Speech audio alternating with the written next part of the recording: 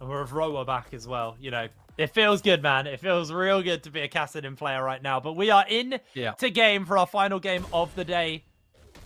Fresh off the Ruddy roster announcement, as Rifty is going to trade out. Loses a little bit of HP, but he's going to be happy. I believe he got a grasp there, I think. I don't think he did. I don't think it'd be soon enough. I think he had to charge it first. I don't think you he might did, be right. but I might be wrong. Yeah. No, you probably know a bit more about this than me. It's all good. It's all good. Rifty's actually going to scout out. You can see later. he's looking for information. It's okay, buddy. But you can see Rifty's actually scouted out blue buff.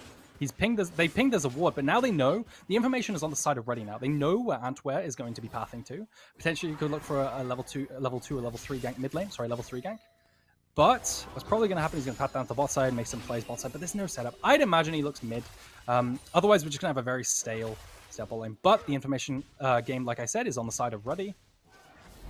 And Nita just going to collect some farm on his tower. Incredibly pushed in. Typically, nature of Central Lane is just bully early. And Rifty gets prior top. Does indeed. He's going to be able to shove this one in for now.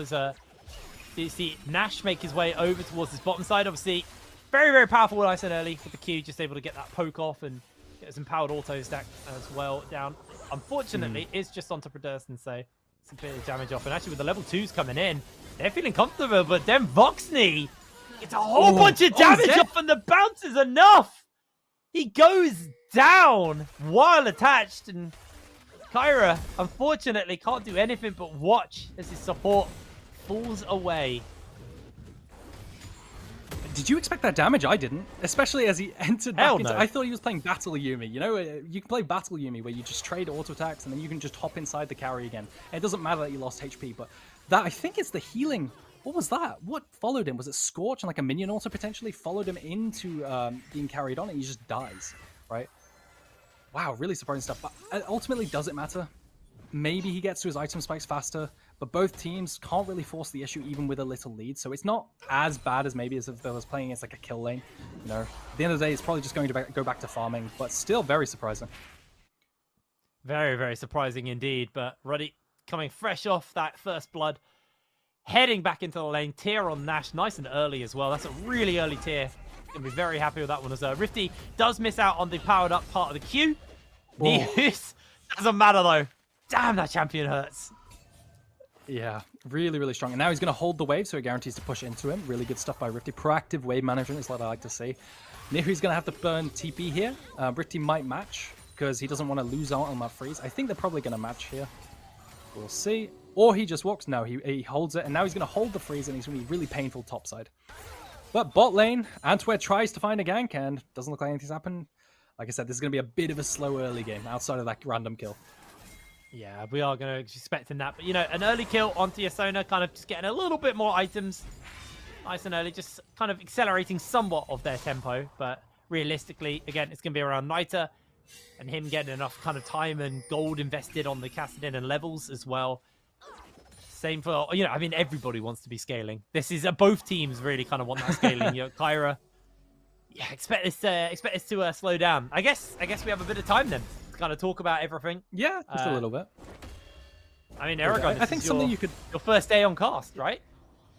It's brilliant. Like, it's absolutely brilliant. I've had so much fun. These games have been absolutely great. I won't lie, I was a little bit nervous at the start, but you know what? As I eased into it, I had a lot of fun with you.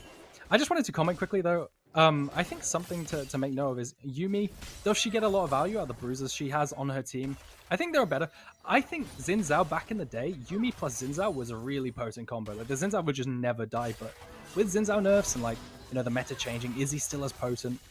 I'm not too sure. I think I prefer Sona in this instance. It's really good, though, that they didn't get the Kassadin plus Yuumi combo, because that is illegal. I'm not sure if you've seen any games with it in, like, the LPL. Yeah, don't worry. I'm well acquainted with that. Yeah, it's really nasty stuff. Early Sheen picked up by Cassante, but maybe there's a gank from No Name here. Nope. Decides it's not possible because we have a Kassadin level 5. No shenanigans, no setup. Going back to farming. Who does this Interesting benefit, as well, because I would say Sedge. Sorry, carry on. We talked a little bit about you. I mean, you talked a little bit about the kind of electrocute rune on Nita.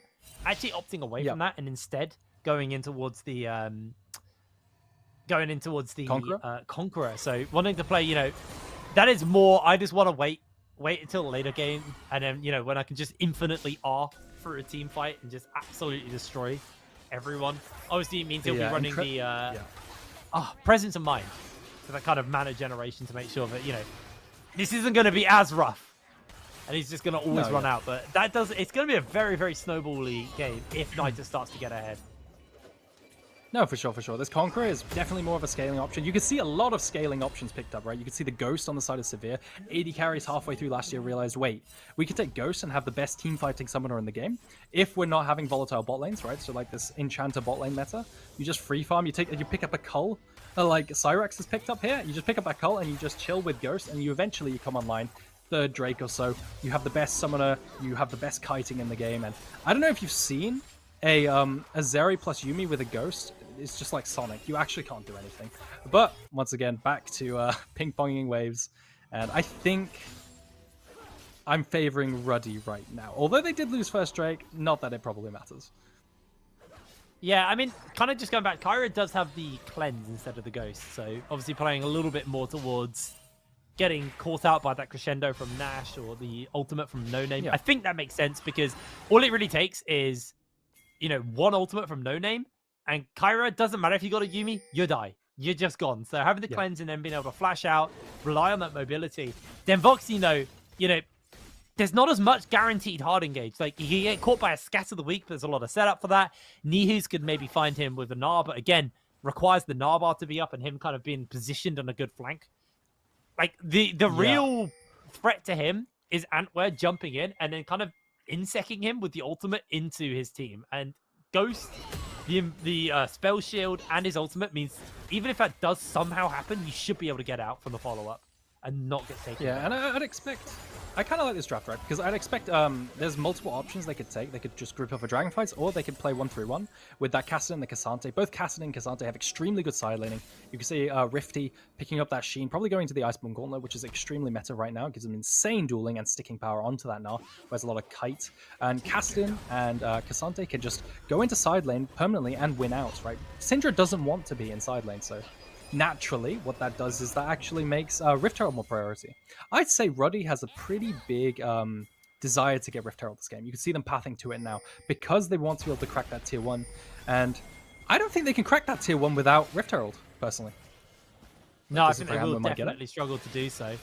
Antwer has moved over, though, to see if he can try and contest it. And Uniq have actually rotated their bot lane over to the mid side as well. So No Name is probably going to have to just look to try and steal this. He may have to give it up. The rotation hasn't been there from Ruddy. They've kept Dunvoxy on the bot side. This is very Dunvoxy kind of style where he just goes to get that Peterson farm. and Cyrex are going bot. Yeah, they actually are. This might be the moment. The smite comes in. Nash able to steal it away. Misses the ultimate, but I mean, that does not matter. No Name with the steal. Beautiful play. Look at bot. There's a kill. Oh. This was so good. Wow, I'm so impressed. Actually, this was an incredible play by Uniq. Yeah, Denvoxney didn't see it coming. I didn't see it coming. This was an incredible play by Uniq. They actually faked having pressure, right? So what happened was they started up Herald until the last second. They acted like they had numbers advantage because Ruddy didn't know where Peterson and Cyrex were, right? Halfway through that play, it was actually just a 3v4, and they were taking it confidently in the face. This is something Hylissang does in the LEC really well. He just fakes pressure. And because of that, Denvoxney thought that everyone was on Herald. Turns out, no, they were just faking. And Peterson and Cyrex come down and assassinate him and he just gets completely off guard. It caught off guard. It was incredible gameplay. Really, really nice stuff there. So that now puts Denvoxy in a little bit of a rougher position.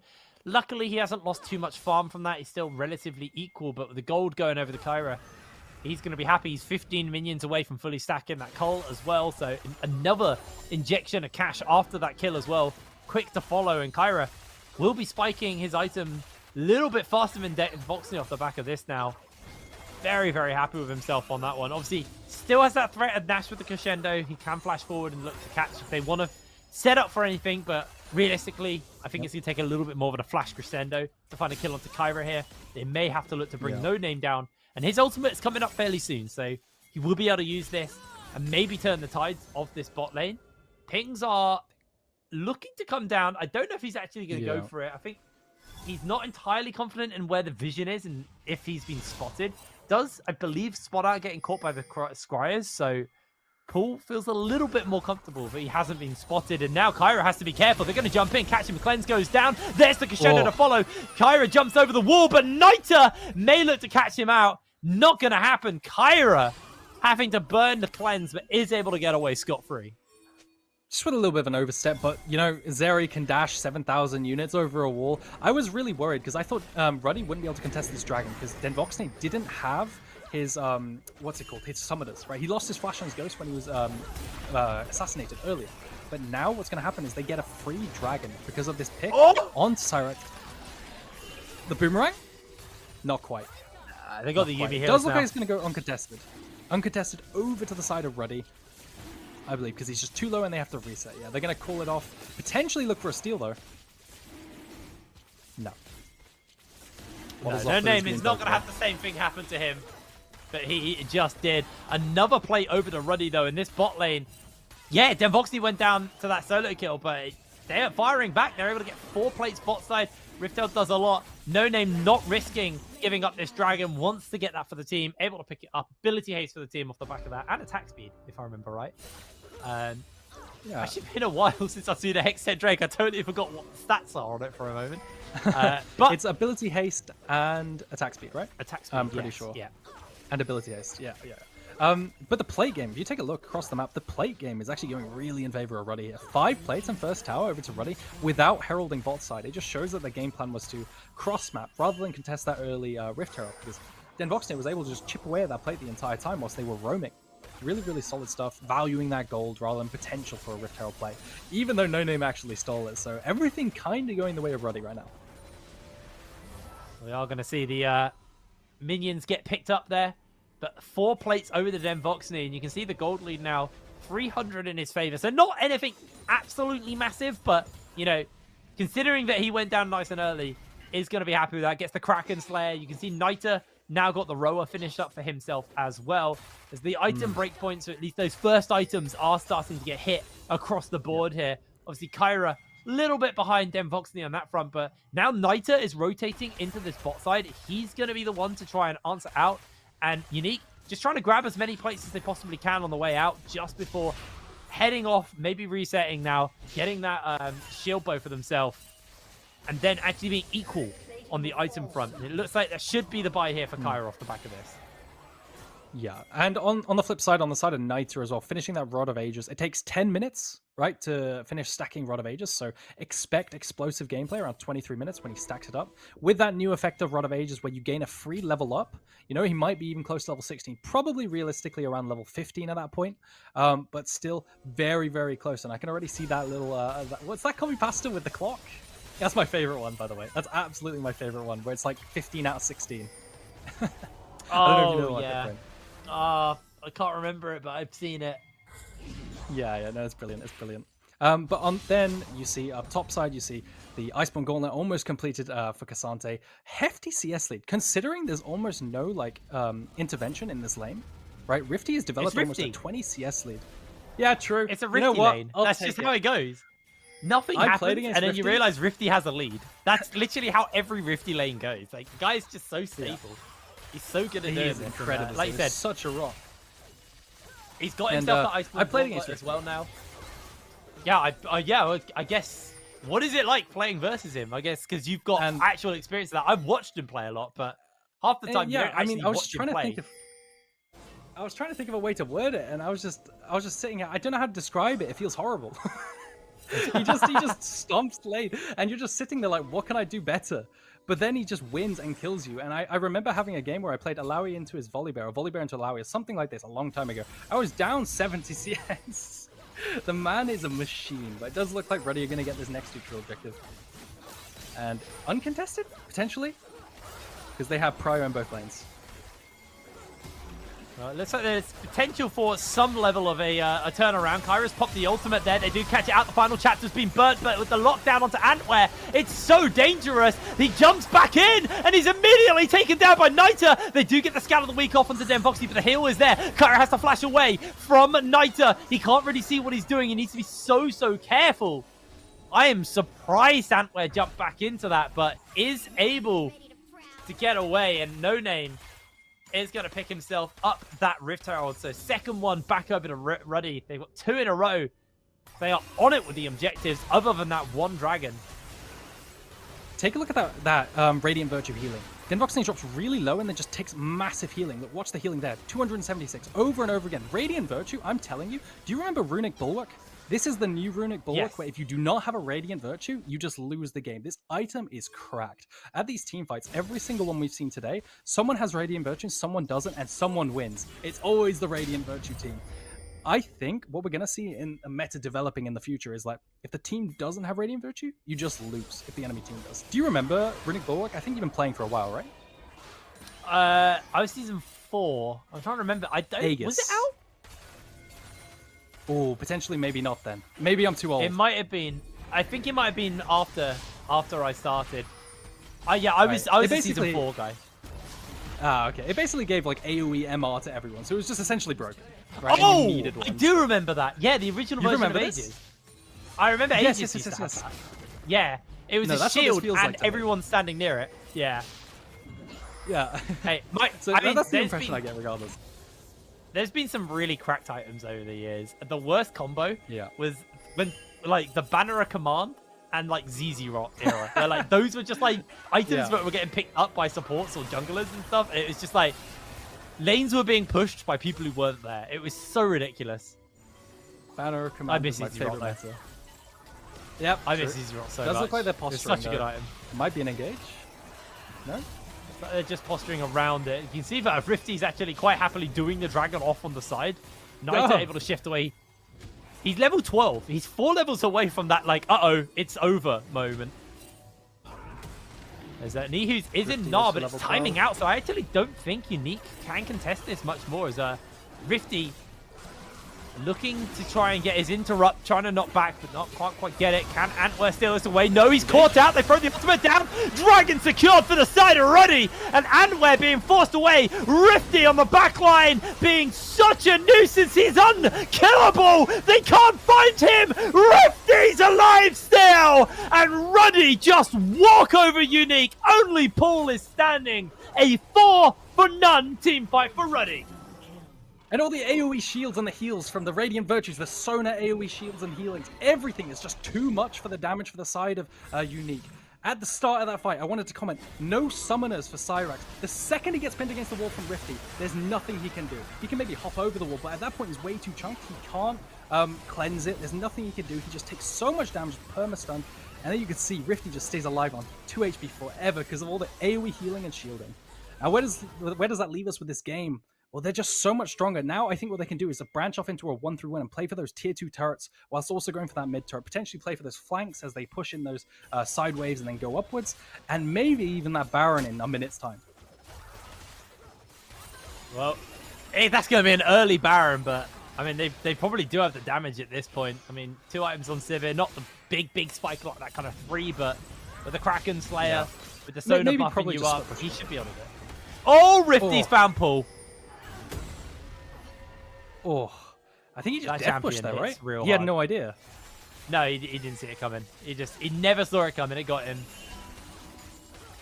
Foxy, now at that point where waves just aren't a real thing, and oh, that's such a beautiful ultimate by No Name, perfectly placed onto Kyra. He doesn't even see the point in popping the cleanse. Instead, just accepting his demise, falling down, and his turret is quick to follow.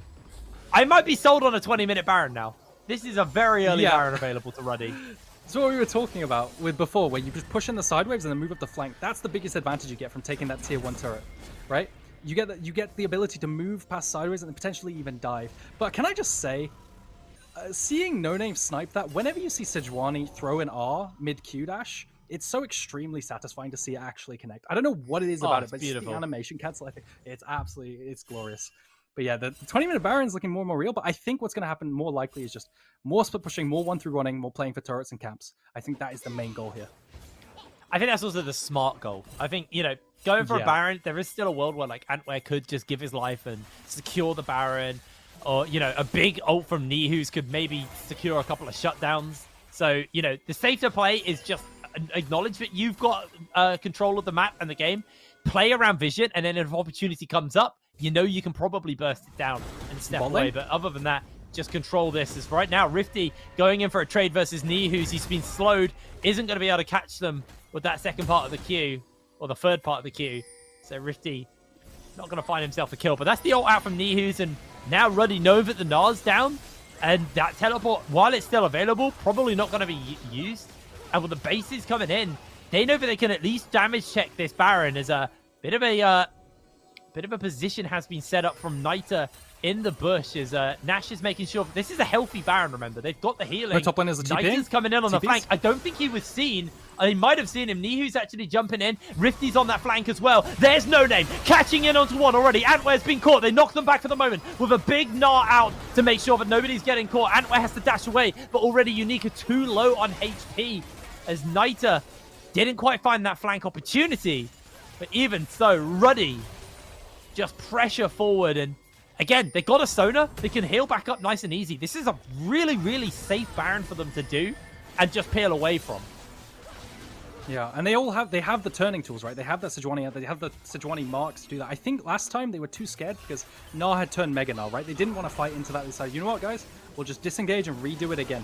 Does look like it's going to be contested. And like you said, the sustain is just too good. No Name can tank this forever, right? He can just sit there on that flank. Nihu nearly dies. That was disgusting. He's not even got his rod fully stacked. I actually think with a fully stacked rod there, that would have been Nihu's. One more stack. So close. This is getting a little dicey, though. I mean, again, they've still got the healing, but I think this is a toss, but maybe they don't want to be taking... Antwer! Antwer passes in. It's the burger flipped wrong, and Antwer goes down. No! He comes in with the steal. He will give his life, and so will the other members, but it is absolutely not a problem. Niter will not connect on with the ult over the wall. Baron stolen away by Antwer. Phenomenal stuff. And you just gotta wonder, what happened there? Baron was on 3k HP and suddenly it gets smited away? Was it bursted down by Syndra? I'm not sure. I hope we get a replay of that, but I don't think we will, unfortunately. Really good stuff from Antwer for stealing that. Really insane, because he could have just been bursted down, but he managed to survive long enough to get it. I want you to hit brain. Take a look at Kassadin and his stat line and his inventory. Are you scared? Yeah, I'm mega scared now. He's going to get a base as well. I believe he got 2 kills in that fight. He's almost level 16. Let's see what this base is. I think that was a needlessly large... Oh, no, he didn't, but he unsold the needlessly large rod. Goes Fiendish Codex. Okay, smart build. Going stopwatch. Getting towards that Zhonya's. Getting himself some safety. But that's almost a level 16 Kassadin. And, you know, it's relatively early. We're still only 23 minutes into the game. Yeah. Like, Ruddy are taking over. I was expecting like a 40-minute slugfest. That's not what Ruddy were planning. They might have picked scaling, but they just sped up the scaling. They've hit the spikes. This is the Rod of Ages spike where you hit max stacks and you get a free level. Absolutely insane stuff. Maybe they're going to pick on Antwer here. The slow comes in. Maybe a severe ult. They're going to be able to find him. He has popped the ultimate, jumps in onto Voxney, but that is not going to do him enough as the healing's there, but not going to come through. Voxney gets his first kill of the game, securing that one onto Antwer. And with Dragon spawning up in a 4 minutes time, so a bit of time before that Infernal Soul comes in. A little bit more time for Ruddy to now use... Well, try and negate this Baron, but we'll see Antwer getting caught here. Just a little bit too greedy, overextended, really. Trying to get vision where there's no objective, so a bit confusing, but... On the flip side, you have Nifwis. I'm never going to pronounce that name correctly. I'm so sorry. Getting an objective bounty down bot side. It's not the biggest objective bounties. For people who don't know, objective bounties, they're different for every objective, right? Tier 1 turrets are like the smallest ones, but still not bad. Anything, every little bit helps when you're this far behind trying to trade. I just realized it's 112, right? So definitely that's going to be, you know, a sigh of relief. You're probably going to play for the next bounty at top side here, hopefully, but you definitely have to be strong enough to contest this dragon that's upcoming. Like you said, it is Soul. Infernal Soul onto a Kassadin who's already 5-0. I think that just kabooms the game a little bit too much. Yeah, it's gonna be a rough bounce back from Uniq. Obviously, they do still have scaling elements. They have the Yuumi Zeri. You know, they've got good team fighting potential with the fact that a Gnar can really turn the tides of a fight. But like we were saying earlier, I think the big problem for Uniq is a lot of their tools and like engaged scenarios are very situational. Or like kind of misplacement. When on the other side, Ruddy can just do this. They can just pop R and run people down. Antware falls to Demvoxny. At level 16, Niter is here. Tick tock, the time is up, and Paul is being run down. Good scat of the week, but it's only going to buy him some time as Niter finishes himself up his 6th kill of the day. Absolutely phenomenal stuff coming in from Ruddy. They went from roster announcement to a win in a very, very close period of time. As Uniq Nihus is being run down, Rifty looking to catch on to Nihus, will not find the bot because the damage is there from Niter. And this might just be a cracked open base here as the inhibitor falls down to Ruddy. They're not going to push for more. I think the death timers are a little bit too short for them. Too many members up, but this is a very, very scary Ruddy. And that whole play starts off with getting flanked in the mid lane. This is exactly why when I open up with like discussions on what's important, what are the win conditions, you got to wonder how important mid lane turret is, right? Look at Niter, level 16. He just flanks mid lane, finds that pick because there's no mid lane turret for the side of Uniq to fall back on, right? So he doesn't care. He can just walk past them and kill them as he pushes in top wave. Right? He shifts down to mid lane and just finds that pick, and they just ult Antware, and this poor guy has been ulted non-stop, ends up 0-5-0. And unfortunately just didn't find that early game advantage he wanted to. We've been talking about how these are early game proactive champions, but there's realistically just no setup outside of maybe a Syndra stun, some Telegraph Mega Gnar stuns. You know, he can't do anything aside from be like a Yuumi carrier, but then is that worth having a Zinzao on your team for? Not really, right? I think he's just been outscaled by the Radiant Virtue, Sejuani, and the rest of the team. Well, it looks like Uniq is going for a desperation play onto Rifty. He has no ghost, but the problem is his Antware's being caught. He tries to catch them Voxney. The ult's on, so it's a little bit hard to get the damage off. But look at how much that boomerang blade did. So much damage. Meanwhile, on the top side, top lane turret's going to go down. The bot back's coming in. Both of these two top laners just brawling, but not able to fully connect onto that damage for the moment as Nash is coming in on the flank. Catching the crescendo on to Paul, but there is no real follow-up available to them. Meanwhile, Niter is in the top lane, taking down an inhibitor tower. This inhib will fall as well. That's a level 17 Kassadin.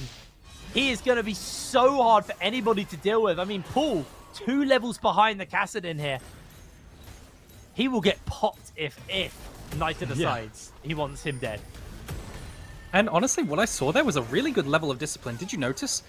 I think they could have 3v4'd. Do you agree? They were so strong. There was potentially like a 3v4. Yeah, but they decided, you know what, guys? We've got Niter topside. We'll just play the 1-3-1. We'll back off of Mega Gnar. We won't risk anything. This is the only way we lose. And they play the macro out properly. This is reminding me a lot of Nord. You know, very similar teams. Whereas on top of that, we have Riddle, who's way more volatile. So extremely... This is exactly what I wanted to see. How the different personalities of the teams, you know, like how they appear. And I think what we have is a really disciplined macro team.